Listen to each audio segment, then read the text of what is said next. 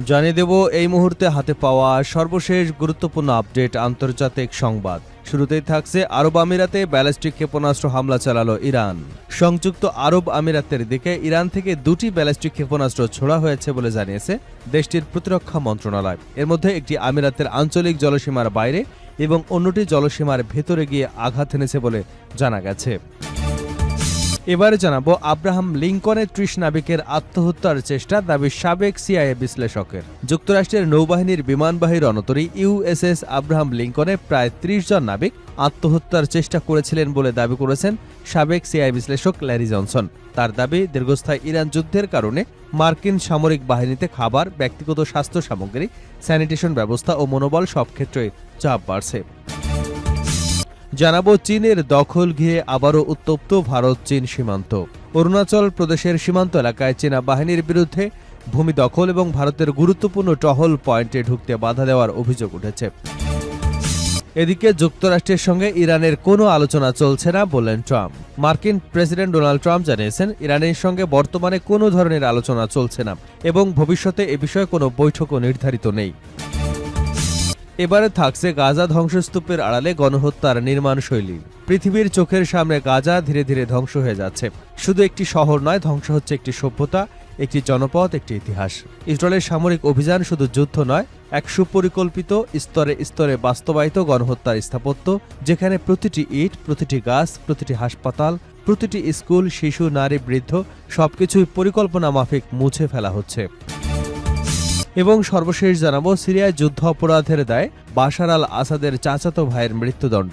সিরিয়ার ক্ষমতাচ্যুত president Bashar আল আসাদের চাচাতো ভাই ওয়াসিম আল আসাদকে যুদ্ধ অপরাধের দায়ে মৃত্যুদণ্ড দিয়েছেন দেশটির একটি আদালত। প্রায় ১৪ বছর ধরে চলা সিরিয়ার গৃহযুদ্ধের সময় সংঘটিত একাধিক হত্যাকাণ্ড ও নির্যাতনের ঘটনায় তাকে দোষী সাব্যস্ত করা হয়েছে।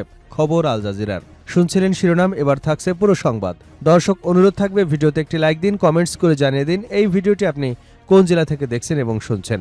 ইরান, ইসরায়েল, যুক্তরাষ্ট্র, ফিলিস্তিনি যুদ্ধে আপনি যদি মুসলিমদের সাপোর্ট করে থাকেন তাহলে চ্যানেলটি সাবস্ক্রাইব করে বেল আইকনটি বাজিয়ে রাখুন।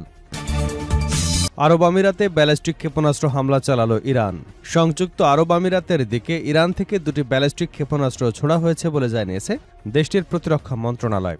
এর মধ্যে একটি আমিরাতের আঞ্চলিক জলসীমার বাইরে এবং অন্যটি জলসীমার ভিতরে গিয়ে পড়েছে বলে জানানো হয়েছে।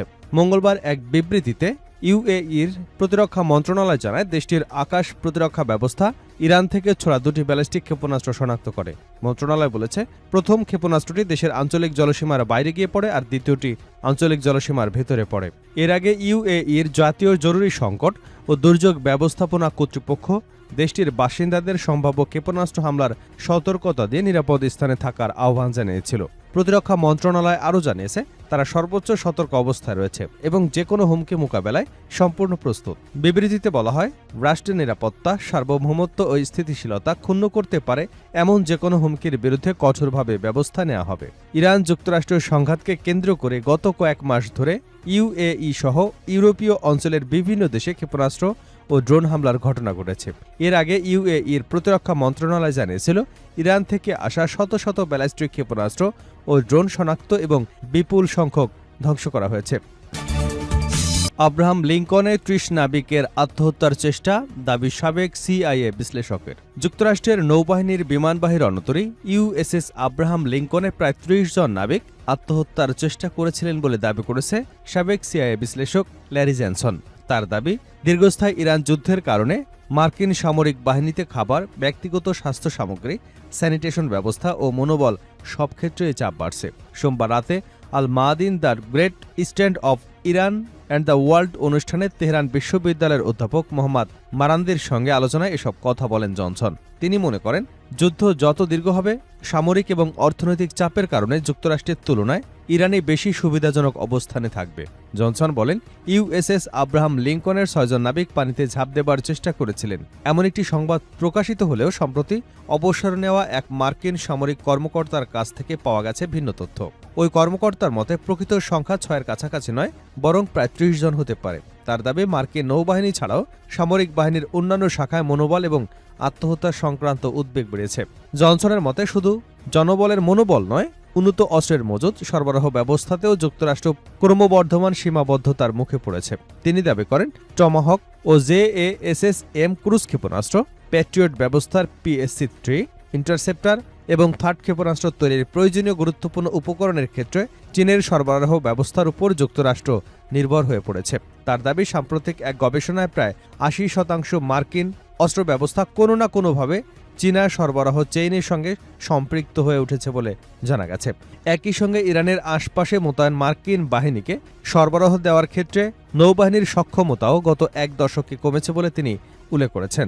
বাহরাইন, ওমানে মার্কিন বাহিনীর সরবরাহ কেন্দ্রে ইরানি হামলা পরিস্থিতিকে আরও কঠিন করেছে, এমন দাবি করেছেন জনসন। এমন কারণে দীর্ঘমেয়াদী সংঘাতের সময় যুক্তরাষ্ট্রের বিপক্ষে এবং ইরানের পক্ষে যাচ্ছে বলে তিনি মন্তব্য করেন। মারানদের মতে, ইরান এখন প্রতিরোধমূলক অবস্থানের পাশাপাশি আরও আক্রমণাত্মক কৌশল গ্রহণের প্রস্তুতি নিচ্ছে। তিনি মেজর জেনারেল মোহসেন রেজাইয়ের সুপ্রিম ন্যাশনাল সিকিউরিটি কাউন্সিলের গুরুত্বপূর্ণ দায়িত্বে ফেরাকে এর একটি ইঙ্গিত হিসেবে উল্লেখ করেন। জনসন রেজাই সামরিক এবং জাতীয় নিরাপত্তা সংক্রান্ত অভিজ্ঞতার গুরুত্ব তুলে ধরে বলেন, ওয়াশিংটনের উচিত তার নতুন ভূমিকা গুরুত্বের সঙ্গে বিবেচনা করা। মারান্দে বলেন, ইরান যুক্তরাষ্ট্রের দুর্বলতাগুলো কাজে লাগাতে চায় এবং অঞ্চল জুড়ে মার্কিন কৌশল ব্যর্থ করবার চেষ্টা অব্যাহত রাখবে। ইরানের উপর অর্থনৈতিক চাপ প্রয়োগ করে দেশটির অর্থনীতি ধসিয়ে দেওয়ার মার্কিন ধারণাকেও প্রশ্নবিদ্ধ করেছে জনসন। তার মতে, JCPOA চুক্তির সময় তুলনায় বর্তমানে ইরান অনেক কম বিচ্ছিন্ন। রাশিয়া ও চীনের সঙ্গে ঘনিষ্ঠ অংশীদারিত্ব, পাকিস্তানের সঙ্গে বাণিজ্য সম্পর্ক, কাস্পিয়ান সাগর এবং ইউরেশিয়া ভিত্তিক পরিবহন তেহরানকে বিকল্প অর্থনৈতিক এবং কৌশলগত সুবিধা দিচ্ছে।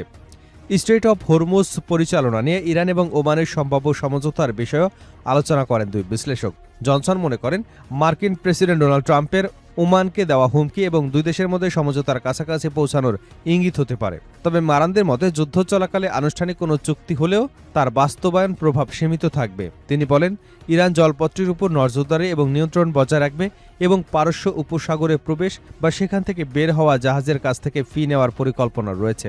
আলোচনায় মারানদের রয়টার্সের কিছু প্রতিবেদনের বিশ্বাসযোগ্যতা নিয়ে প্রশ্ন তোলেন। পাশাপাশি উত্তর ইরাকে সাম্প্রতিক হামলার জন্য ইরান দায়ী এমন অভিযোগ প্রত্যাখ্যান করে তিনি বলেন, তেহরান ওই হামলার দায় অস্বীকার করেছে এবং ইরান সাধারণত কোনো হামলা চালালে তার দায়িত্ব স্বীকার করে। চীনের দখলগিরি আবারও উত্তপ্ত ভারত চীন সীমান্ত। অরুণাচল প্রদেশের সীমান্ত এলাকায় চীনা বাহিনীর বিরুদ্ধে ভূমি দখল, ভারতের গুরুত্বপূর্ণ টহল পয়েন্টে ঢুকতে বাধা দেওয়ার অভিযোগ উঠেছে। ভারতের প্রধানমন্ত্রী নরেন্দ্র মোদী সরকারের মিত্র আঞ্চলিক রাজনৈতিক দলের একটি অনুসন্ধানী দলের প্রতিবেদনে এমন দাবি করা হয়েছে। এ নিয়ে নয়াদিল্লিতে রাজনৈতিক উত্তেজনাও তৈরি হয়েছে। প্রতিবেদনটিতে নয়াদিল্লিতে রাজনৈতিক ক্ষোভের জন্ম দিয়েছে। সাম্প্রতিক বছরগুলোতে সীমান্তের বিভিন্ন এলাকায় চীনের কথিত ভূমি দখলের অভিযোগ নিয়ে নীরব থাকার জন্য বিরোধীরা প্রধানমন্ত্রী নরেন্দ্র মোদীর সমালোচনা করছেন। যুক্তরাষ্ট্রের সঙ্গে ইরানের কোনো আলোচনা চলছে না ট্রাম্প। মার্কিন প্রেসিডেন্ট ডোনাল্ড ট্রাম্প জানিয়েছেন, ইরানের সঙ্গে বর্তমানে কোনো ধরনের আলোচনা চলছে না এবং ভবিষ্যতেও এ বিষয়ে কোনো বৈঠক নির্ধারিত নেই। ট্রুথ সোশ্যালে দেওয়া এক পোস্টে তিনি জানান, ইরানের উপর মার্কিন নৌবাহিনীর অবরোধ বর্তমানে সম্পূর্ণভাবে বলবৎ ও কার্যকর রয়েছে। তিনি দাবি করেন, হরমুজ প্রণালী এখনও উন্মুক্ত এবং সচল রয়েছে। এই জলপথের মাইনগুলো হয় অপসারণ করা হয়েছে অথবা বিস্ফোরিত করা হয়েছে। তার এই সাম্প্রতিক মন্তব্য তার আগের অবস্থানের একটি বড় পরিবর্তনের ইঙ্গিত দিচ্ছে। এর মাত্র একদিন আগেই তিনি দাবি করেছিলেন যে মার্কিন যুক্তরাষ্ট্র ইরানের ইসলামিক রেভলিউশনারি গার্ড কর্পসের সঙ্গে পেছনের চ্যানেলে আলোচনা চালিয়ে যাচ্ছে। তবে তেহরান তার সেই দাবি সরাসরি প্রত্যাখ্যান করেছিল।